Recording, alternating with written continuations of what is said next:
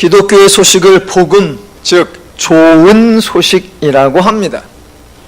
그런데 구약에서부터 복음서, 그리고 초기 교회를 거쳐 오늘날까지 기독교가 전하는 좋은 소식은 사람들에게 환영을 받지 못했습니다.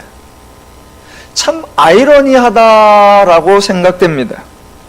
일단 내용이 좋은 소식이니까, 인간을 힘들게 하거나 어렵게 하는 것이 아니니까, 인간에게 유익한 내용, 인간에게 혜택이 주어지는 내용이 전해지면 일단은 반가워해야 맞잖아요. 우선은 받고 천천히 살펴보고 하나씩 누려보고 좋다는 것이 확인될 때마다 잘 받았다라고 반응하면 될 것입니다. 그런데 복음은 환영을 받지 못했습니다. 이유가 무엇이었을까요? 저는 두 가지 가능성이 있다고 보았습니다. 하나는 복음을 잘 전했는데 복음을 듣는 사람, 은혜와 복을 받는 사람이 하나님에 대해서나 복음에 대해서 잘 몰랐다라는 것입니다. 다른 표현으로 하면 복음이 매우 낯설었다라는 겁니다. 예상하지 못한 것이고 익숙하지 않은 것이고 그동안 자신들이 알고 있던 것과는 다른 것이기에 매우 어색하게 여겨졌다라는 겁니다. 구약에서 하나님에 대하여 사람들이 보인 반응이 바로 이것입니다. 구약에서 하나님이 말씀하신 것, 하나님이 행하신 모든 것이 무조건 인간에게 유익한 것이었는데 사람들은 하나님의 말씀을 귀담아 듣지 않았고 하나님이 안내해 주는 대로 행동하지 않았습니다. 왜요? 하나님의 말씀, 하나님의 사역이 죄인들의 사고방식, 죄인들의 인식체계, 죄인들의 행동 양식과 달랐기 때문입니다.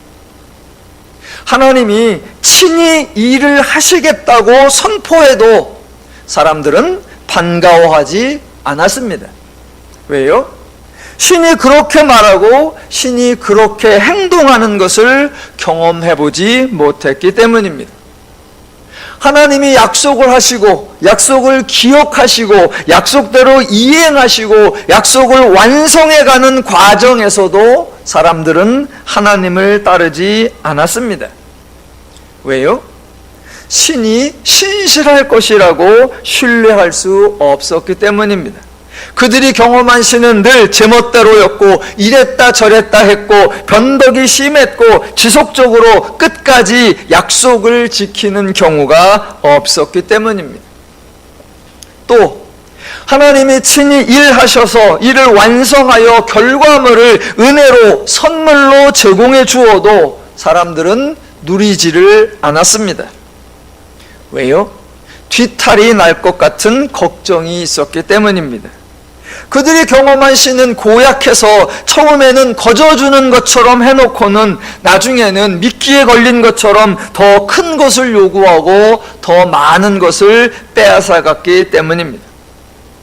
이러한 경우들이 구약에서와 복음서에서 발견되는 장면으로 하나님은 복음을 복음답게 주셨는데 사람들이 죄적 사고방식에 사로잡혀 하나님의 성품, 하나님의 은혜, 하나님의 복음을 알지 못해서 발생한 안타까운 상황들입니다.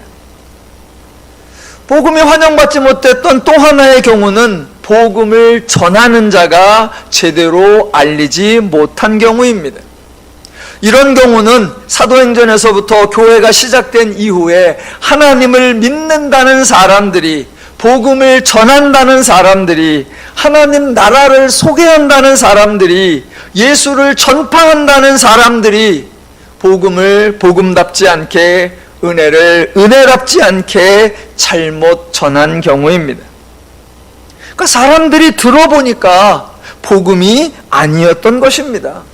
내용도 복음이 아니었고 복음을 전하는 사람과 그들의 집단들의 행동을 보아도 전혀 복음이 아니었습니다. 복음이라는 제목만 가졌을 뿐 내용이 복음이 아니었기에 복음을 듣지도 받아들이지도 않았던 것입니다. 오늘날도 복음에 대해서 복음을 전한다는 목회자들, 성도들이 이런 잘못, 이런 실수, 이런 왜곡을 반복하는 것 같아서 한편으로는 부끄럽고 한편으로는 죄송합니다. 오늘 누가복음에서 하나님이 들려주시는 하나님의 복음을 함께 들어보시겠습니다. 누가복음이 오늘 3장으로 들어서고 10번째 강해가 진행되는데, 누가복음을 대하실 때 이제 하나님의 일이 시작되는구나, 무슨 일이 발생할까, 어떤 사람이 등장할까, 장차 어떻게 될까, 이런 관점을 가지고 궁금해하시면서 접근하면 오해입니다. 기독교에서 일하시는 분은 하나님이시고, 누가복음은 누가복음에서부터 시작되는 것이 아닙니다. 도리어 누가복음은 구약에서 예언된 내용들이 이루어지고 있는 것입니다. 그래서 누가복음을 대하실 때 와우, 하나님은 예언을 기억하고 계셨구나, 하나님의 예언이 성취되고 있구나, 하나님이 일하시는구나, 그럼 끝났네, 보나마나 다 이루어졌네, 이런 관점으로 하나하나씩 하나님의 사역을 확인해 가는 것이 옳습니다. 사가랴의 가정과 마리아의 가정에 주의 천사가 찾아왔고 각 가정에 아들이 태어났습니다. 자녀가 태어날 만한 가정이 아니었고 아들을 출산할 만한 여인들이 아니었는데 아들이 태어났습니다. 본문에서는 두 가정이 임신을 하려고 갖은 노력을 하는 모습을 소개하지 않고 출산하는 과정에 여인들이 얼마나 힘들었는지 언급하지 않고 아이들을 양육하느라 부모들이 겪은 온갖 힘든 이야기들을 한마디도 하지 않습니다. 왜요? 이 모든 과정은 사가랴, 엘리사벳, 마리아, 요셉이 감당해가는 것이 아니라 하나님이 진행하는 것이기 때문입니다.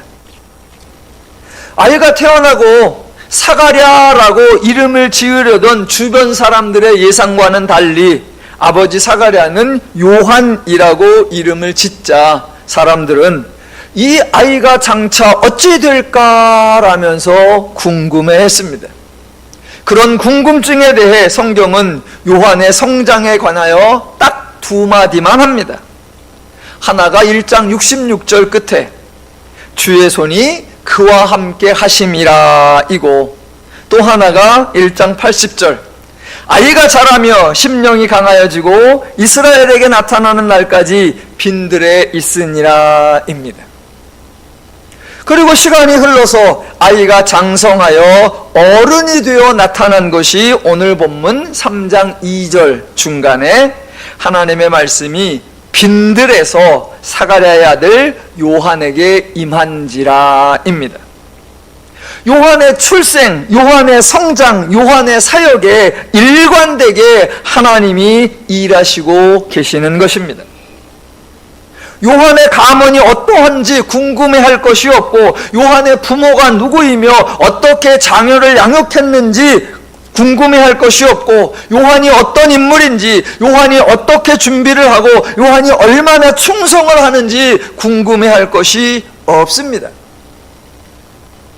특별한 명문 가문이기 때문에, 의로운 부모이기 때문에, 신실한 아들이기 때문에 이 사역이 진행되는 것이 아니라 하나님이 일하시고 계시 때문에 하나님의 사역이 진행되고 있다라는 것입니다.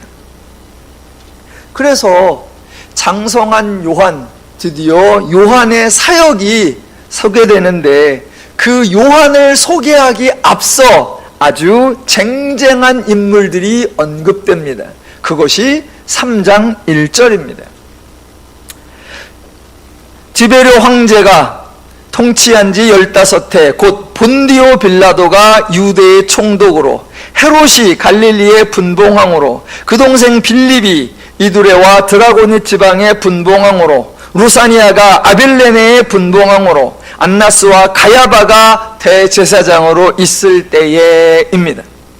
정치적으로든 종교적으로든 당시 이스라엘을 장악한 실세들, 당대의 최고로 잘 나가는 사람들의 명단입니다. 자타가 공인하는 마음만 먹으면 안 되는 일이 없고 계획만 세우면 못하는 일이 없는 사람들입니다. 그 시대에 그 지역에서 무슨 일을 하려면 이 사람들을 통해야 가장 빨리, 가장 크게, 가장 정확하게, 가장 효과적으로 진행될 수 있는 지혜와 능력과 힘을 가진 사람들입니다. 그런데 하나님은 이 사람들을 부르지도 않고 하나님은 이 사람들을 통해 이 일을 하지도 않습니다. 도리어 왕궁에 있는 사람도 아닌, 그렇다고 성전에 있는 사람도 아닌 그저 빈들에 있는 요한과 함께 하십니다. 하나님의 사역 방식은 효율적 아니고요, 효과적 아니고요, 계시적이라는 사실을 기억하셔야 합니다. 하나님의 사역이 계시적이기 때문에 내용 하나하나가 아주 재미있습니다. 자, 지금 요한이 빈들에 머물고 있다라고 합니다. 이게 이상한 거예요. 이게 재미있는 거예요. 요한이 빈들에 머물고 있다. 여러분, 요한은 고아가 아니고 요한은 노숙자가 아닙니다. 요한의 아버지가 유대교 제사장이었습니다. 그래서 주의 천사가 찾아와서 아들이 태어난다라고 예언을 받은 장소가 성전이었고, 그때 제사장으로서 분향을 하고 있을 때였습니다. 그러니까 원래대로라면 요한은 제사장 집안의 아들로서 장성하였을 때 제사장이 되었어야 하고 예루살렘에 머물러 있거나 성전에서 근무하고 있었어야 합니다. 그동안 무슨 일이 벌어졌죠?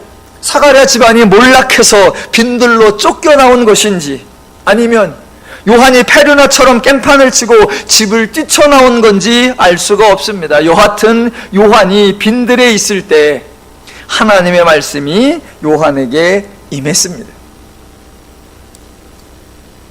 자, 요한이 빈들에 있었다라고 합니다. 그렇다고 해서 갑자기 요한에게 집중을 하고 갑자기 요한을 강조하면 안 되고, 요한이 머문 빈들을 중요한 장소로 부각시켜도 안 됩니다.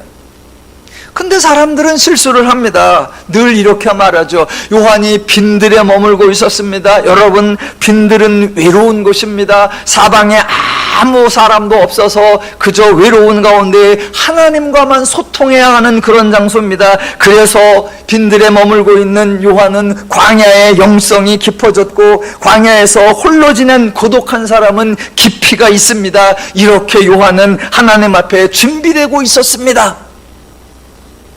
이런 엉뚱한 소리를 하면 안 됩니다. 빈들이나 광야가 우리에게는 매우 낯선 환경이지만 유대에서는 지극히 평범한 장소라고 민수기 강해 때 설명을 드린 적이 있습니다. 제가 일주일에 2번 정도 새벽에 현충원에 가서 둘레길을 한 10km 정도를 1시간 반에 이렇게 둘러봅니다. 우리나라에서 둘레길, 산책길, 산길 이런 거는 널려 있습니다. 외국인이 우리나라를 오면 도시에서, 그것도 시내 중심부에서 이렇게 보면 산이 보이고 산까지 가는데 너무 가까워서 놀랜다고 하는데 우리는 하나도 안 놀랍니다. 국토의 70%가 산이니까 사방 천지가 산이고 언덕이고 뒷동산이고 숲입니다. 지금이라도 당장에 누구든지 차를 타고 한 30분만 가면 산을 하나 건너가든가 산 옆으로 지나갈 수밖에 없게 되어 있습니다. 우리나라는 그렇게 산과 숲과 동산이 많아요. 우리나라에서 산이 그렇게 평범한 것인 만큼이나 이스라엘에서는 빈들이나 광야가 평범한 것입니다. 지금 본문에서는 요한이 광야에서 또는 빈들에서 영성을 키우고 있다, 이것을 말하려고 하는 것이 아닙니다. 본문의 핵심 포인트는 하나님의 사역이 진행되고 있는데 하나님의 사역에 관련된 사람이 유대교 종사자가 아니라는 것, 장소가 유대교의 종교적 장소인 성전이 아니라는 것, 방식이 유대교의 방식이 아니라는 것, 바로 그것입니다. 당시 모든 사람들이 주장하고 시행하고 예상하고 기대하는 것과는 전혀 다른 차원이었다라는 겁니다. 이와 같이 사람들이 행하는 것과 완전히 다르게 전개된다면 누가 행하고 있는 것입니까? 당연히 하나님이 행하시는 것입니다. 그래서 요한의 역할을 강조하기 전에, 요한의 선포를 언급하기 전에 요한복음 3장 1절 2절에서 하나님의 말씀이 요한에게 임한지라 라고 강조하는 겁니다. 하나님의 말씀이 임하지 않으면 요한은 아무 할 말이 없습니다. 지금부터 하는 모든 요한의 말은 요한의 영성이 아니고, 요한의 철학이 아니고, 요한의 사상이 아니고, 요한의 메시지가 아닙니다. 철저하게 하나님의 말씀입니다. 그 요한의 사역을 언급한 것이 3절, 요한이 요단강 부근 각처에 와서 죄사함을 받게 하는 회개의 침례를 전파하니입니다.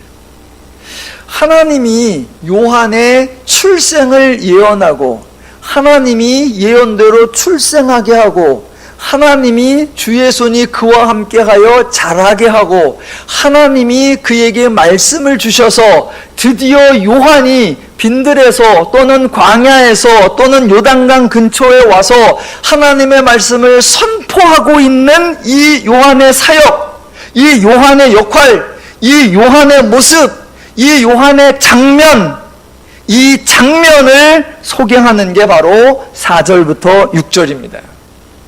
자, 지금 3장 4절부터 6절은 요한이 이런 걸 선포한다라고 말하기 전에 요한이 빈들에서 선포하고 있는 모습은 바로 이와 같다라고 그 장면, 그 순간, 그 사건, 그 모습을 묘사해 주는 겁니다.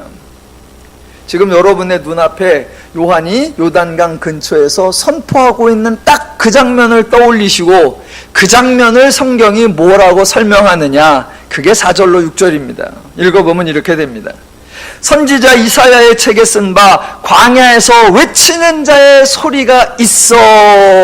예, 이겁니다. 지금 이 장면이 구약의 하나님이 이사야 선지자에게 예언의 말씀을 주셔서 이사야 40장 3절로 5절에 이런 예언이 있었는데, 지금 요한의 모습이 딱 그 선지자 이사야의 책에 쓰여진 내용이 그대로 이루어진 거다라고 강조하는 겁니다. 요한을 딱 보여주면서 이 장면 봐라, 하나님의 예언이 그대로 되었지? 라고 저와 여러분에게 확인시켜주고 있다라는 겁니다. 지금 요한의 사역을 강조하는 것이 아니라 하나님의 사역을 강조하고 있는 겁니다. 요한이 어떻게 준비했고, 어떻게 신령한 지혜를 키워왔고, 어떻게 하나님의 말씀을 정말 신실하게 선포하는가, 요한의 열심, 요한의 충성, 요한의 헌신, 요한의 선포, 요한 얘기를 하는 것이 아니라 예언을 이루기 위하여 하나님이 사가랴 집에 찾아와서 아이의 출생을 예언하고, 그 아이를 탄생하게 하고, 그 아이를 성장하게 하고, 그 아이에게 말할 수 있도록 주어서 이사야에게 했던 광야에서 외치는 소리가 있어, 그 장면을 하나님이 이렇게 이루어냈다. 그렇게 하나님의 일하심을 강조하는 거예요. 불과 30여 년 전에 아버지 사가랴에게 예언인 것이 이루어졌다, 그 정도가 아니라 자그마치 800여 년 전에 이사야에게 예언한 것이 그대로 정확하게 하나님의 때에 맞게 이루어졌다라고 확인시켜 주는 겁니다. 지금 누가 일하고 계시는 겁니까? 당연히 하나님이십니다. 그런데 이게 재미있는 거예요.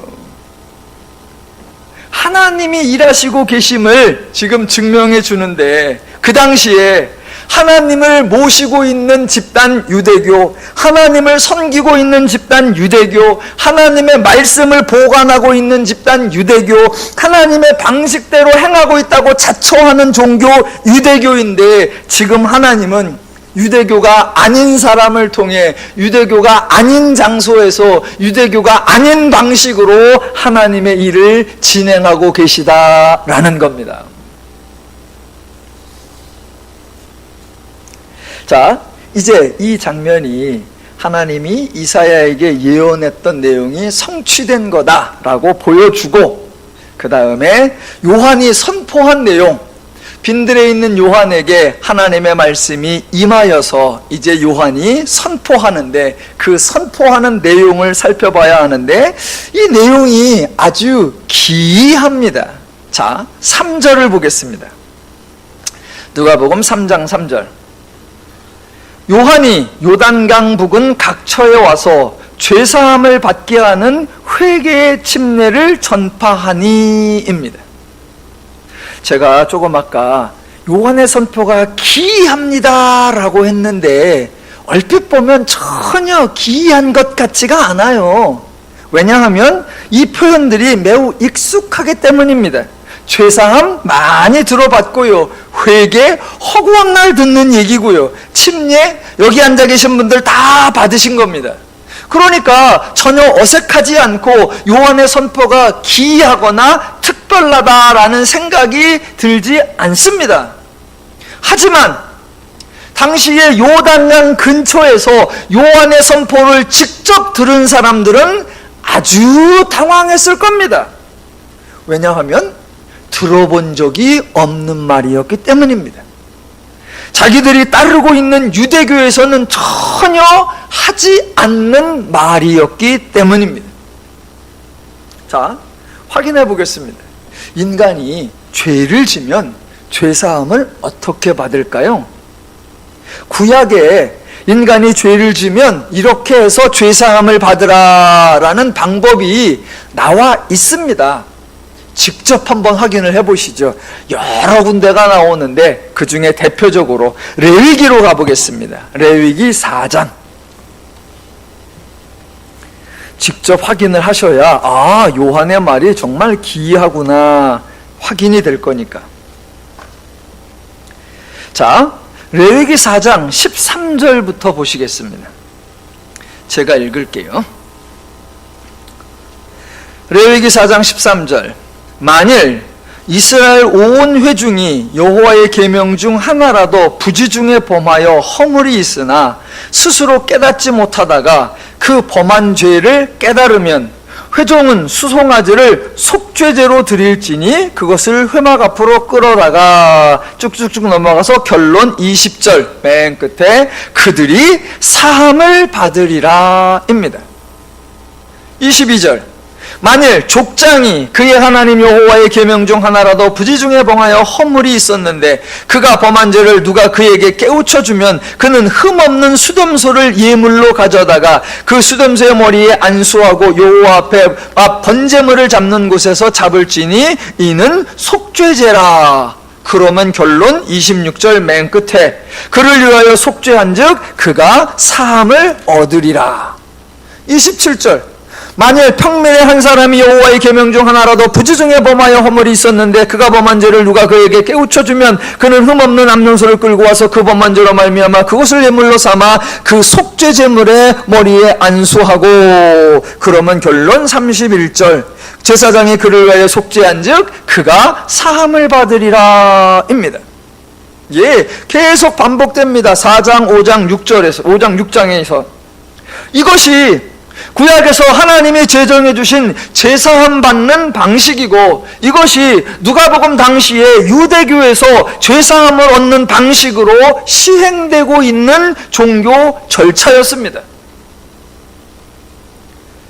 조금 바뀐 건 있어요. 성전이 너무 멀거나 예물을 직접 가져오기가 힘들면 현찰을 가지고 와서 성전에서 사용하는 화폐로 바꾸어서 낼 수 있도록 약간의 편의를 제공해주는 그런 배려가 있기는 했지만 죄사함 받는 원리는 레위기에 나오는 방식 그대로였습니다. 죄를 지었으면 예물을 가지고 와서 속죄제를 드리라. 그리하면 죄사함을 받으리라 입니다. 그랬었지. 죄사함과 관련해서 죄사함을 받게 하는 회개의 침례, 이런 거는 구약에 언급된 적이 없고 당연히 유대교도 언급하거나 실행한 적이 없습니다.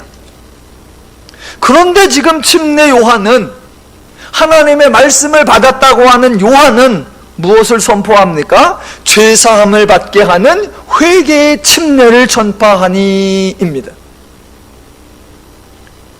저와 여러분 모두가 이거 없는 건데, 이런 방식은 없었는데, 이런 절차 없었는데, 기이하게 여기셔야 합니다. 물론 물과 관련된 내용이 구약에 있기는 합니다. 아까 보았던 레위기 4장에서 조금 더 나가면 레위기 14장이 나오는데 제가 읽어드릴게요. 나병 환자의 정결과 관련된 내용이 나옵니다. 8절. 정결함을 받는 자는 그의 옷을 빨고 모든 털을 밀르고 물로 몸을 씻을 것이라. 이 물로 몸을 씻다가 한문으로 하면 세례 또는 침례가 됩니다. 15장에는 유출병에 관한 내용이 나오는데 5절 이하. 그의 침상에 접촉하는 자는 그의 옷을 빨로 물로 몸을 씻을 것이며 저녁까지 부정하리라. 유출병이 있는 자가 앉았던 자리에 앉은 자는 그의 옷을 빨로 물로 씻을 것이요 저녁까지 부정하리라. 유출병이 있는 자의 몸에 접촉하는 자는 그의 옷을 빨고 물로 몸을 씻을 것이며 저녁까지 부정하리라. 유출병이 있는 자가 정한 자에게 침을 뱉으면 정한 자는 그의 옷을 빨고 물로 몸을 씻을 것이라. 저녁까지 부정하리라. 16절 이하 설정한 자에 관한 내용이 나오는데 설정한 자는 전신을 물로 씻을 것이며 저녁까지 부정하리라. 정수가 묻은 모든 옷과 과죽은 물에 빨 것이며 저녁까지 부정하리라. 남녀가 동침하여 설정하였거든 둘 다 물로 몸을 씻을 것이며 저녁까지 부정하리라. 예, 부정한 경우에 물로 몸을 씻으라 라는 얘기는 나오지만 물로 씻으면 죄사함을 받으리라 라는 표현은 일체 등장하지 않습니다. 그러니까 하나님의 예언대로 찬생해서 하나님의 돌보심으로 성장하여 하나님의 말씀을 받아 선포하는 침례 요한이 죄사함을 받게 하는 회개의 침례, 이것을 선포하는 것, 유대교의 관점에서 보면 아주 이상하다라는 것을 생각하셔야 합니다. 제가 설교 본문에서 복음이나 하나님의 말씀이 환영받은 적이 없다라고 말씀을 드렸습니다. 그걸 기억하고 계셔야 합니다. 요한이 하나님의 말씀에 따라 출생했고 하나님의 인도하심을 따라 성장했고 사역을 하기 전에 하나님의 말씀이 임했으니까 요한의 사역이 모두 하나님의 의도하고 계획하신 대로 진행되고 있는 거, 예, 맞습니다. 그건 맞는데 대신 그렇게 요한이 하나님의 말씀을 선포하고 있으니까 당시에 하나님을 믿고 있던 유대교와 같은 내용을 선포했구나. 그래서 요한의 선포하는 내용을 들은 유대인들이 귀담아 듣고 실천하려고 했구나 라고 생각하시면 착각입니다. 정반대입니다. 유대교가 하나님의 성품과 하나님의 율법을 왜곡하고 있었기 때문에 침례 요한이 하나님의 말씀을 선포하는 것이 유대교를 믿는 사람들에게는 도리어 요한이 유대교와 다른 것, 요한이 하나님의 말씀, 하나님의 율법과 다른 것을 선포하고 있는 것으로 기이 여겼다라는 겁니다. 이런 현상은 나중에 예수에 대한 반응에서도 똑같이 반복이 될 것입니다. 자, 침례 요한이 선포를 하고 있는데 또 하나 아주 기이한 내용이 나옵니다. 그게 8절이에요. 8절. 그러므로 회개에 합당한 열매를 맺고 속으로 아브라함이 우리 조상이라 말하지 말라. 내가 너에게 이르노니 하나님이 능히 이 돌들로도 아브라함의 자손이 되게 하시리라. 이미 도끼가 나무 뿌리에 놓였으니 좋은 열매 맺지 아니하는 나무마다 찍혀 불에 던져지리라. 맨 앞에 나오는 거, 회개에 합당한 열매를 맺고. 예, 기이하게 생각이 안 들죠. 왜? 익숙하니까. 회개, 지겨울 만큼 들었던 용어고요. 회개에 합당한 열매를 맺으라. 설교 때마다 성도가 해야 할 의무사항으로 권고받았고 마치 밀린 숙제같이 여겨지는 그런 개념입니다. 하지만 회개에 합당한 열매를 맺으라, 이런 거 구약에 없는 개념이고 유대교에도 없는 방식입니다. 구약 성경 읽을 때 회개에 합당한 열매를 맺으라 읽어보신 적이 있습니까?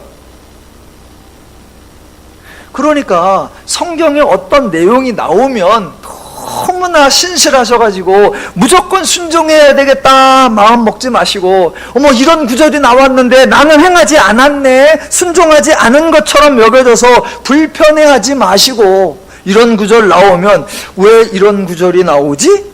과연 맞는 말인가? 점검부터 해보셔야 합니다. 특히나 우리가 알고 있는 사람, 유명하다고 하는 사람, 훌륭하다고 인식되는 사람, 요한 같은 사람이 한 말이라고 해서 다 옳을 것으로 생각하지 마시고 따져 보아야 한다라는 겁니다. 죄를 지었으면 예물을 가지고 와서 제사를 드려서 사함을 받으면 되는 것이고, 상이나 복을 받으려면 의를 행하든가 말씀대로 살든가 공로대로 행하면 되는 겁니다. 그런데 앞에서 나왔던 죄사함을 받게 하는 회개의 침례, 회개에 합당한 열매를 맺고, 이런 거는 그동안 없었던 개념, 이스라엘이 알지도 못하고 유대교가 전혀 사용하지도 않던 기이한 방식입니다. 그런데 한마디 더 하죠. 이미 도끼가 나무 뿌리에 놓였으니 좋은 열매 맺지 아니하는 나무마다 찍혀 불에 던져지리라. 이렇게 겁주고 협박하고 다그쳐서 될 일이 아닙니다. 제가 인생을 100년도 안 살았어요. 기껏해야 한 50년 조금 넘게 살았는데, 제가 살아본 경험에 의하면 뭔가 급한 것처럼 몰아가는 거, 시간이 없는 것처럼 재촉하는 거, 방금이라도 무슨 일이 일어날 것처럼 불안감을 조장하는 거, 그러면 무조건 의심을 해야 합니다. 전화가 왔는데 급합니다 라고 시작하는 거, 다쳤는데요, 아픈데요, 빨리 보내주세요, 그런 거 의심해야 합니다. 저기 무슨 일이세요? 아니요, 설명드릴 시간이 없고요, 일단 보내주세요. 그러면 일단 끊으세요.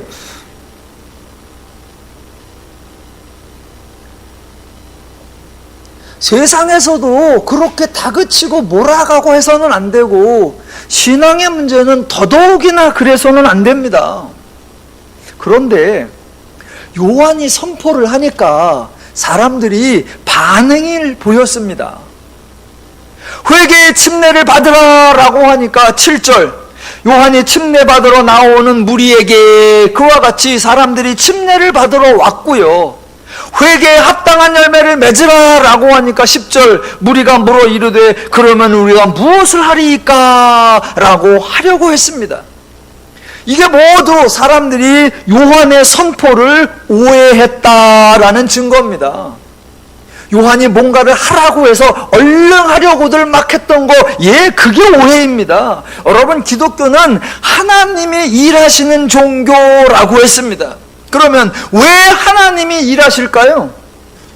이유는 인간이 할 수 없는 일이기 때문입니다. 인간이 할 수 있는 일이라면 굳이 하나님이 개입하실 이유가 없습니다. 내가 할 수 있는 일에 하나님이 개입하면 우리는 그런 걸 간섭이라고 합니다.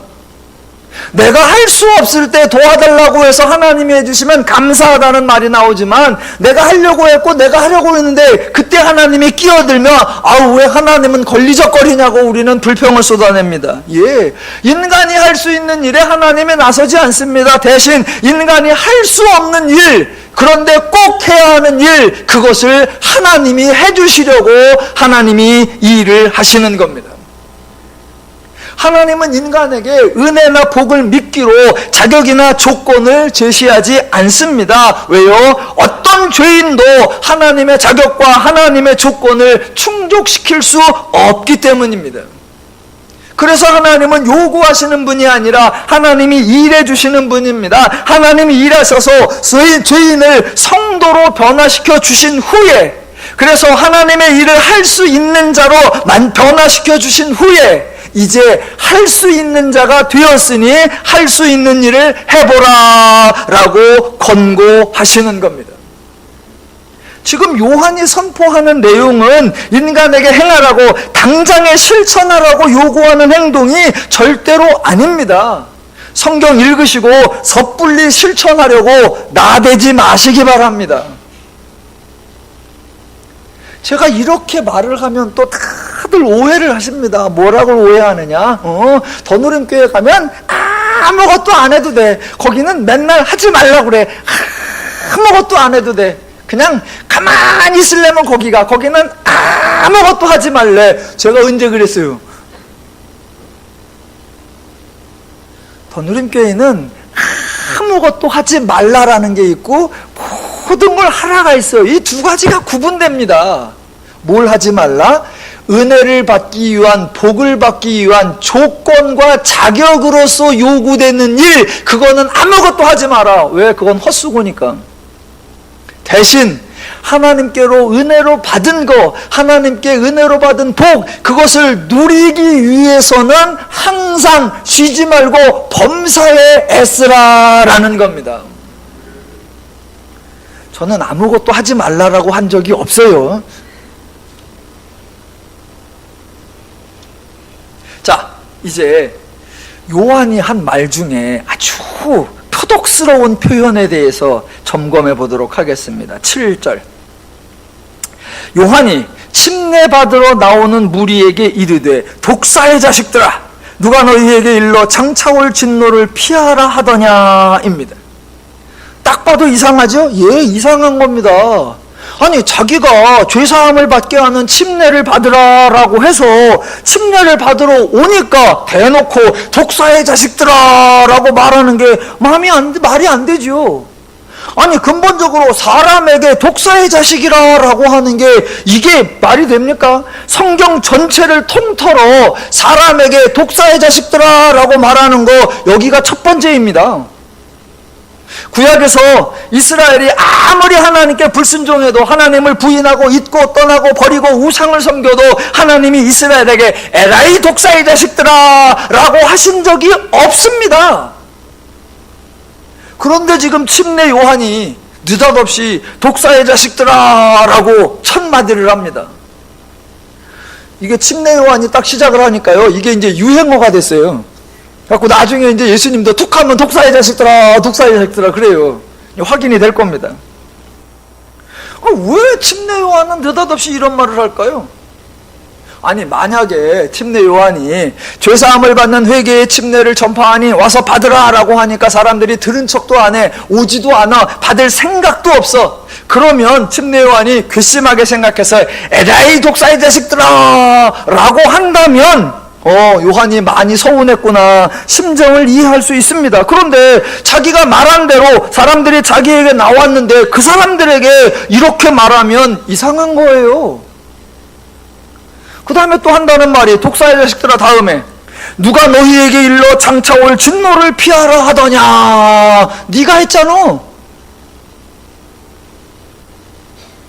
지금 본문에서 말하고 있는 사람이 요한뿐입니다. 요한뿐. 침례를 받으라고 해서 침례를 받으러 왔더니 침례는 안 주고 싸나운 말만 합니다. 그러더니 갑자기 말을 확 바꿔가지고 회개에 합당한 열매를 맺으라. 아니, 그럴 거면 죄사함을 받게 하는 회개의 침례를 말하지 말든가. 그것도 말하고 회개에 합당한 열매를 맺으라로 말하면 두 가지를 다 하라는 건가? 둘 중에 하나를 고르라는 건가? 아니면 둘 다 하지 말라는 건가? 그러더니 또 속으로 아브라함이 우리 조상이라 말하지 말라. 아니, 갑자기 얘기가 왜 홍길동전이 돼요? 아니, 조상을 조상이라 부르지 못하고 왜 모든 후손들을 후레자식으로 만드는 겁니까? 그러더니 또 한다는 소리가, 내가 너희에게 이르노니 하나님이 능히 이 돌들로도 아브라함의 자손이 되게 하시리라. 이게 사람에게 할 소리예요? 지금 요한의 말과 행동은 말마다 미울 만말 골라서 하는 거고 짓마다 못된 짓만 골라서 하는 모양새입니다. 그런데 지금 이 장면이 하나님이 이사야 선지자에게 예언했던 그 예언이 응답된, 그것이 성취되고 있는 장면이라고 본문이 소개하고 있다라는 겁니다. 예. 광야에 외치는 자가 있어 라고 했단 말입니다. 예, 지금 침례 요한이 이렇게 외치고 있습니다. 그 외치는 내용 중에 이런 말이 있죠. 너희는 주의 길을 예비하라. 그의 오실 길을 곧게 하라. 그러니까 사람들은 침례 요한이 먼저 와서 지금 주님의 오실 길을 잘 다져 놓아야 하는 거구나 라고 생각합니다. 그렇지 않습니다. 요한이 먼저 와서 힘들고 어려운 일 미리 다 처리해 놓고 그래서 레드카펫 쫙 깔아 놓으면 그때서 예수님은 폼나게 천천히 꽃길만 걷도록 하는 거, 그렇게 하는 게 아닙니다. 예수님은 그렇게 얌체가 아니에요. 만약 그런 방식이라면 하나님이 일하시는 분이라고 소개할 수 없고 하나님의 방식을 은혜라고 강조할 수 없습니다. 지금 침례 요한은 자기의 역할, 자기의 사명 잘 감당하고 있는 겁니다. 뭐 하는 거예요? 외치는 거예요. 어떻게 외쳐요? 예, 이렇게 유대교인들이 듣기에 기이한 내용을 외쳐서 이스라엘 백성들을 한바탕 흔들어 놓는 거예요. 기존의 유대교, 온 백성들이 행하고 있는 유대교와는 전혀 다른 개념, 전혀 다른 방식을 외치고 있는 겁니다. 요한의 하는 일은 하나, 그저 외치는 거예요. 그리고 정작 침례 요한은 아무것도 해결하지 못합니다. 못하는 것이 아니라 아무것도 해결하지 않습니다. 왜요? 애초부터 하나님은 요한에게 문제를 해결하라라고 말씀하신 적이 없습니다. 요한의 역할은 문제를 해결하는 것이 아니었습니다. 그저 요한은 외치는 거예요. 그래서 오늘 본문의 핵심, 그래서 오늘 설교의 결론은 요한에 대하여 예언되어 있던 그 구절 속에 들어 있습니다. 원래 예언되어 있던 이사야의 글, 그리고 그것을 인용한 누가복음의 글 두 군데를 다 읽어보겠습니다. 원래 예언되어 있고 그거를 인용하는 거니까 거의 같은데 워낙 중요한 구절이라 저희가 두 번 다 읽어보겠습니다. 구약성경 이사야로 가보겠습니다. 40장.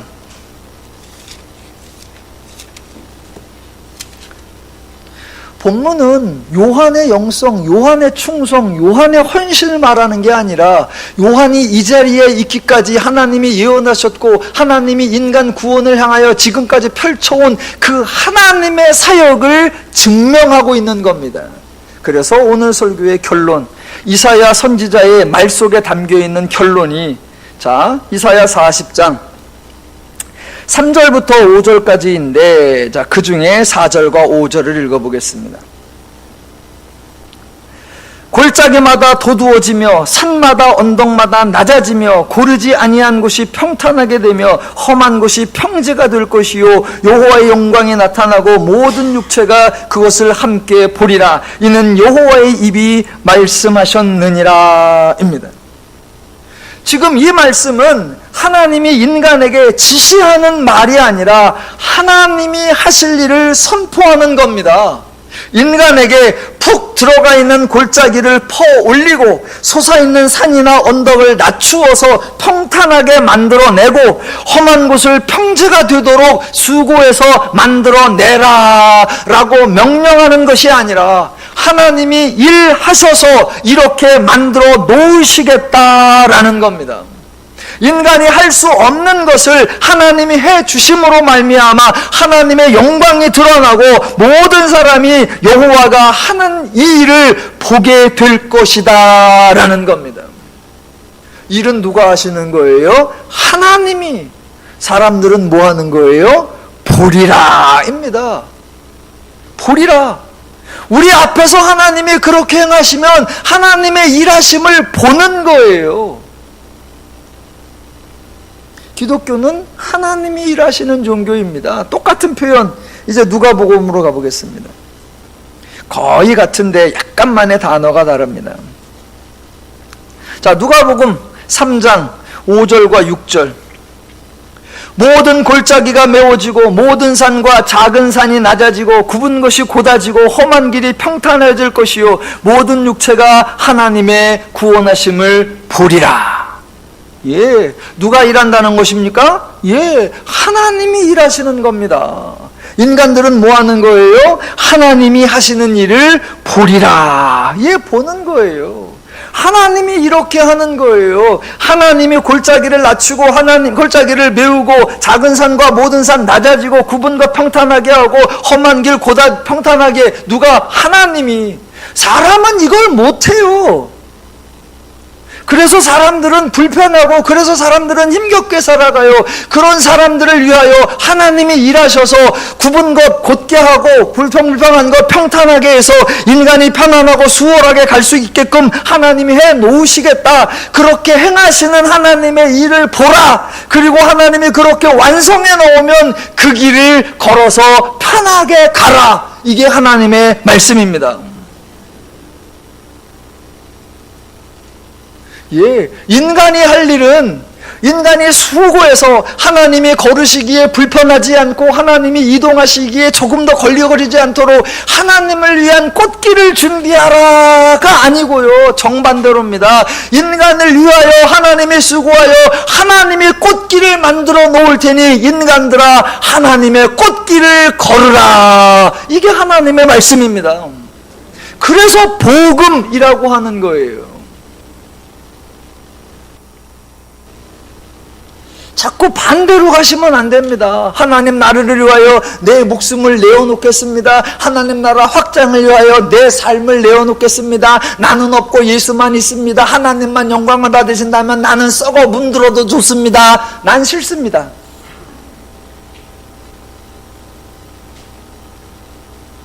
하나님이 나보다 지혜로우시면 하나님이 하셔야 되고 하나님이 나보다 많으시면 하나님이 주셔야 되고 하나님이 나보다 능력이 많으시면 하나님이 하셔야지요. 누가복음 전체에서 그거예요. 너희는 보리라.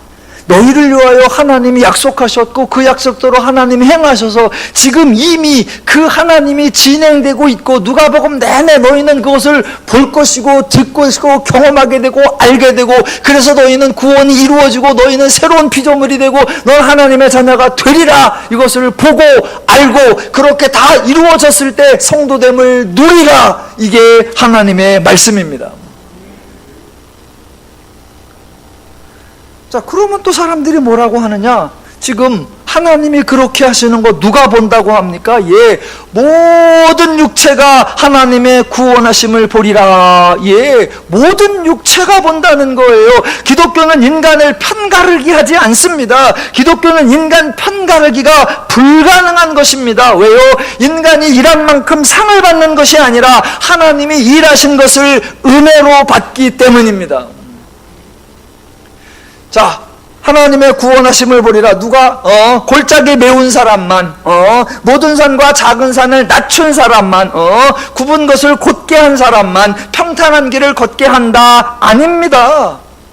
하나님의 일하시는 것을 본 사람만 꽃길을 걷게 한다? 아닙니다. 하나님이 인간을 위해 일하시고 완성하셔서 인간에게 선물로 주시는 것이기에 하나님의 은혜를 받는 대상은 언제나 모든 인간, 모든 인류, 모든 사람입니다. 누가복음 앞에서도 나왔었어요. 예수께서 탄생하셨을 때 주의 천사가 목자들에게 와서 소식을 전해 주었습니다. 그 한 말 중에 2장 10절. 천사가 이르되 무서워하지 말라. 보라, 내가 온 백성에게 미칠 큰 기쁨의 좋은 소식을 너희에게 전하노라. 누구에게요? 온 백성에게, 온 백성에게, 온 백성에게. 할례의 날이 되고 정결례식의 날이 되어서 아기를 안고 성전에 가니까 성전에 있던 시므온이 아기를 안고 찬송했던 말이 있습니다. 그 중에 2장 31절. 이는 만민 앞에서 예비하신 것이요. 누구 앞이요? 만민 앞에서. 하나님의 사역의 대상은 언제나 모든 인간, 모든 인류, 모든 민족입니다. 이거는 누가복음에서만 시작된 것이 아니고요. 하나님의 구원 역사가 약속되던 창세기 12장 하나님이 아브라함에게 말씀하실 때부터 천하 만민이 너로 말미암아 구복을 받으리라.